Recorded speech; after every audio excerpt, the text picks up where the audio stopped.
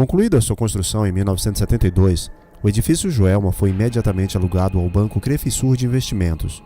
No começo de 1974, a empresa ainda terminava a transferência de seus departamentos quando, no primeiro dia de fevereiro, uma chuvosa sexta-feira às 8h45 da manhã, um curto-circuito em um aparelho de ar-condicionado no 12º andar deu início a um incêndio que rapidamente se espalhou pelos demais pavimentos. As salas e escritórios do Joelma eram configurados por divisórias, com móveis de madeira, pisos acarpetados, cortinas de tecido e forros internos de fibra sintética, condição que contribuiu sobremaneira para o alastramento incontrolável das chamas. 15 minutos após o curto-circuito, era impossível descer as íngremes escadas que, localizadas no centro dos pavimentos, não tardaram a serem bloqueados pelo fogo e a fumaça. Os corredores, por sua vez, eram estreitos. Na ausência de uma escada de incêndio, muitas pessoas ainda conseguiram se salvar ao contrariar as normas básicas e descer pelos elevadores. Mas estes também logo deixaram de funcionar quando as chamas provocaram a pane no sistema elétrico dos aparelhos e a morte de um assessorista no 20º andar. Na rua, os bombeiros tentavam agir em meio à confusão estabelecida pela Polícia Civil, curiosos, PMs, médicos, enfermeiros, soldados do exército e até escoteiros. Homens e mulheres, alguns em trajes menores, os rostos escurecidos pela fuligem, agitavam-se freneticamente nas janelas tentando chamar a atenção. Mas os helicópteros não conseguiam pousar no terraço escaldante e seus cabos de aço pendiam inutilmente. As escadas Magiros, de 40 metros, não chegavam aos andares mais altos. A parte do edifício que compreendia os escritórios da Crefisur foi totalmente destruída, mas estava assegurada pela companhia seguradora Santa Cruz. Os 7 primeiros andares de garagens não foram atingidos pelas chamas. Essa parte administrada pela Joelma formava um bloco quase isolado do restante do edifício, tendo portas de emergência e de interligação. Dos aproximadamente 756 ocupantes do edifício, 191 morreram e mais de 300 ficaram feridos. A grande maioria das vítimas era formada por funcionários do Banco Crefisur de Investimentos. Segundo o vice-presidente do Crefisur, 1.016 funcionários trabalhavam no edifício.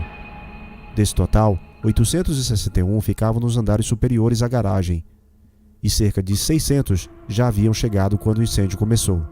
A firma de limpeza Continental tinha 77 funcionários no prédio. A empresa contratada de limpeza, a Continental, tinha 77 funcionários no prédio. Até às 18 horas do dia da tragédia, 125 dos 179 mortos no incêndio do edifício Joelma já tinham sido retirados do Instituto Médico Legal, depois de identificados por parentes e amigos. Restaram 54 corpos, dos quais 12 identificáveis e o restante completamente carbonizado. Em 30 horas, do meio-dia até as 18 horas, aproximadamente 8.000 pessoas foram ao local, no bairro de Pinheiros, para reconhecer os cadáveres. O ambiente era de tristeza e até os funcionários não conseguiam esconder a emoção. A tragédia do Joelma, que ocorreu apenas 2 anos após o incêndio do edifício Andraus, reabriu a discussão popular com relação aos sistemas de prevenção e combate a incêndios nas metrópoles brasileiras, cujas deficiências foram evidenciadas nas 2 grandes tragédias. Na ocasião, o Código de Obras do município de São Paulo em vigor era de 1934, um tempo em que a cidade tinha 700 mil habitantes, prédios de poucos andares, e não havia a quantidade de aparelhos elétricos dos anos 70. A investigação sobre as causas do acidente, concluída e encaminhada à Justiça em julho de 1974, apontava a Crefisur e a Termoclima, empresa responsável pela manutenção elétrica, como principais responsáveis pelo incêndio. Afirmou-se que o sistema elétrico de Joelma era precário e estava sobrecarregado. Além disso, os registros dos hidrantes do prédio estavam inexplicavelmente fechados, apesar do reservatório contar na ocasião com 29 mil litros de água. O resultado do julgamento foi divulgado a 30 de abril de 1975. O gerente administrativo da Crefisur foi condenado a 3 anos de prisão. O proprietário da Termoclima, seu funcionário, o eletricista e os eletricistas da Crefisur receberam condenações de 2 anos. Após o incêndio, o prédio ficou interditado para obras por 4 anos. Com o fim das reformas, em outubro de 1978, foi rebatizado como edifício Praça da Bandeira. Lições aprendidas com esse acidente para a nossa atualidade.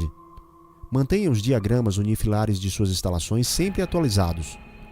Instalações elétricas em muitos prédios são considerados como o principal risco de acidentes. Avalie os riscos do prédio onde trabalha ou onde vive sobre as ações de prevenção e mitigação. Não aceite nem permita qualquer condição imprópria de qualquer instalação elétrica onde você mora ou trabalha. Exercícios simulados são a melhor maneira de manter a população ocupante do prédio preparada para emergências. Os sistemas de combate a incêndios devem ser vistoriados com regular frequência para garantir o perfeito funcionamento na dependência do uso.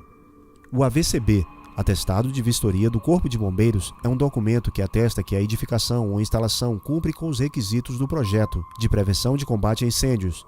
Mantenha atualizado. Emergências em prédios, lembre-se, não use o elevador. Mantenha-se abaixado, evitando contatos com a fumaça. Evacue a área rapidamente. Não retorne para buscar pertences. Esteja atento às orientações dos especialistas. Incêndio do edifício Joelma, um dos incêndios com maior quantidade de mortos e feridos na história do Brasil. Saber como aconteceu nos ajuda a entender como podemos evitar incêndio em nossas empresas ou em nossas casas.